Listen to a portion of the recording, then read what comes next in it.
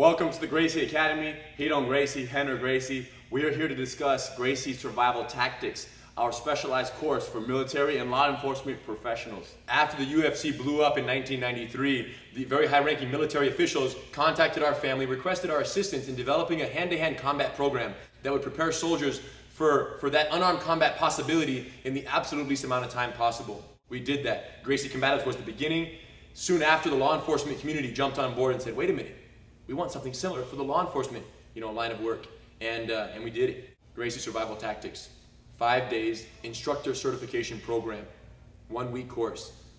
These military and law enforcement professionals come from around the world, participate, learn how to teach this stuff, then they go back and teach it to their colleagues. But we've had a challenge, you guys. We've had a challenge up until now because in order for someone to come out to do our course, usually the organization, the military branch, or the police department funds the participation and they send out a representative to learn how to teach this stuff and they bring them back.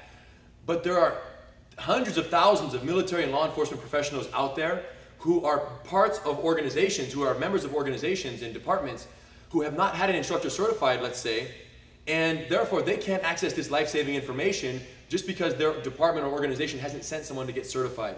And that troubles us because they want to learn the information, they just can't get out here because of the travel, the time, and all of that to make it happen, so it's sad they don't have access to the information. For the first time ever, what have we done? Digitally captured the entire GST, Gracie Survival Tactics program, all 23 lessons in 100% detail, so that they could be made available online through gracieuniversity.com in a password protected section just for military and law enforcement professionals. So you can get this.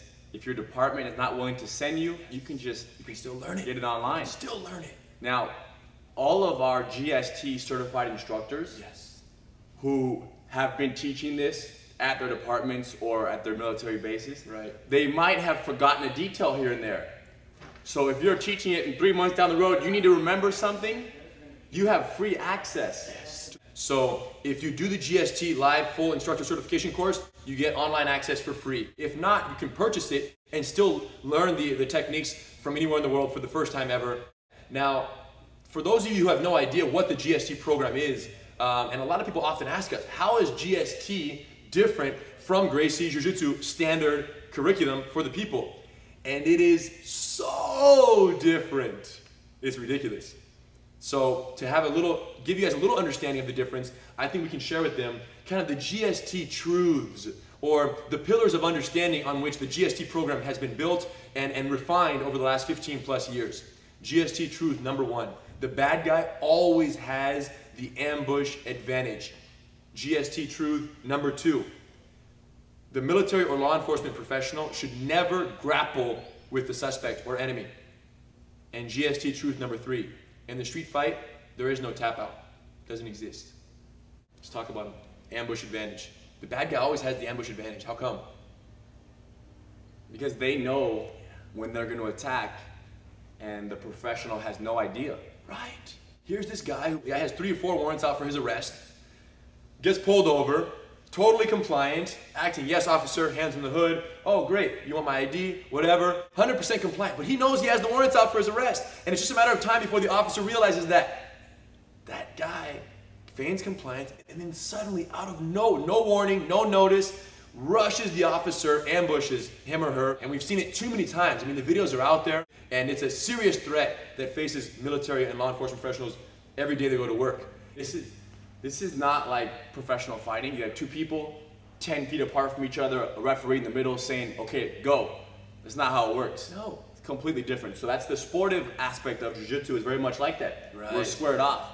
Yeah, there's no start, there's no official go time, and the most important thing is, why don't you see ever in a physical assault on a military or law enforcement professional, why don't you ever see them trading punches? I'll throw 2 punches, you throw 2 punches. I'll throw 2 punches, you throw 2 punches, like you would see in a MMA match. Why don't you ever see that? Because that will possibly allow the officer to create distance to get away and then access all the weapons. And the attacker, the suspect, knows this. Yes. The suspect has to come in and overwhelm the officer. Yeah, every year over 50,000 assaults take place on law enforcement officers in their line of work. And over 80% of them are done without weapons. These are unarmed. Most attacks on law enforcement officers are unarmed attacks. And they're successful because most of them follow the same 3-phase plan of attack. Ambush plan of attack on the officer. Phase 1, the ambush. The surprise entry, the surprise initial barrage of attack, punches, whatever it might be. The ambush. Phase 2, the overwhelm. The bad guy knows that they must overwhelm the officer so much that the officer can't even breathe and have a chance to get to their weapons, because if they can, they'll use them. The bad guy knows that, so they overwhelm. And phase 3, incapacitate. The bad guy has to either knock the officer out or get a hold of his or her gun and shoot him.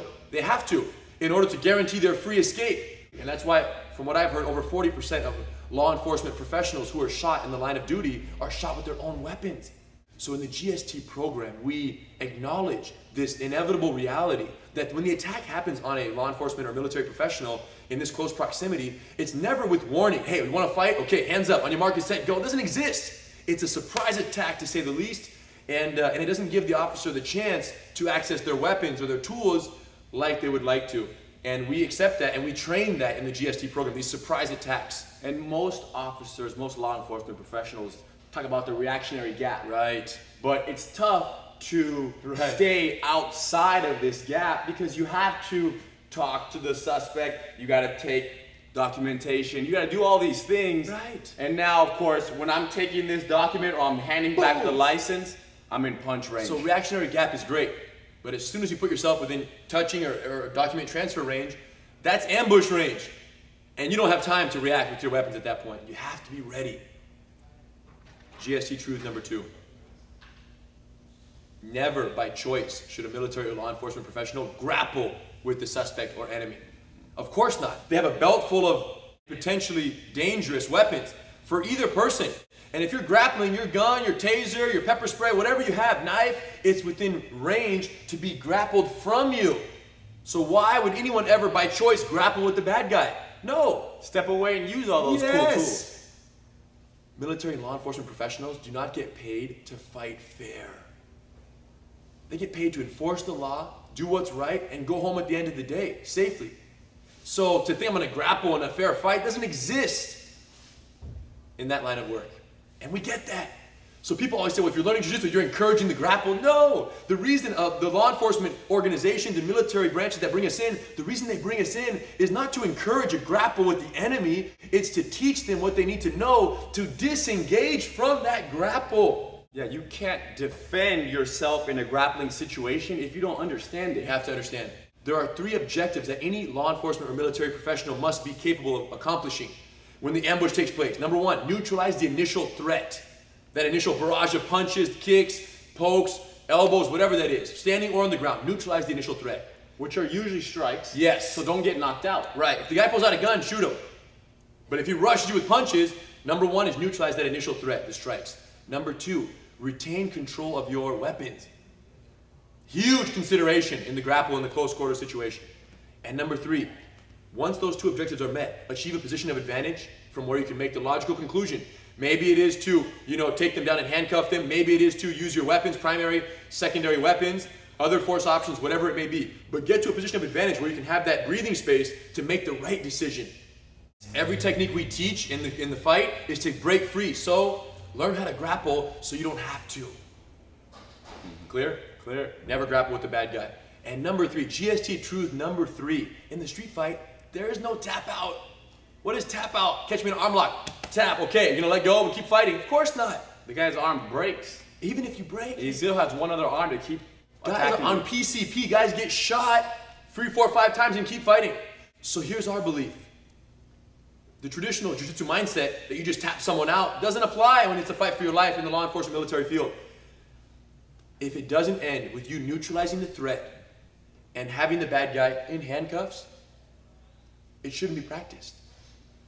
Because you're developing false confidence ultimately, and you're wasting your training time. So we have techniques for all of our submissions to transition into a handcuffing technique. Yes, exactly. Every submission, the few submissions that we do teach, because most of what we teach is neutralize the threat, disengage, control your firearm, retain control of your weapons in the scramble. From every position, retain control. Most of what we teach is to disengage. But the few submissions we do teach to incapacitate the opponent, every one of them transitions into a handcuffing technique tightly to make sure that the victory is ultimately achieved, and that is neutralizing the threat and gaining full control of the suspect or the enemy. In the street fight, there is no tap out. There is no tap out. I think they get it. They get it. Now, here's the key. Gracie Survival Tactics, 23 lessons. Each has various slices, all modified for military and law enforcement use. Survival, neutralize, retain, achieve, and weapon retention, and handcuffing techniques. Great.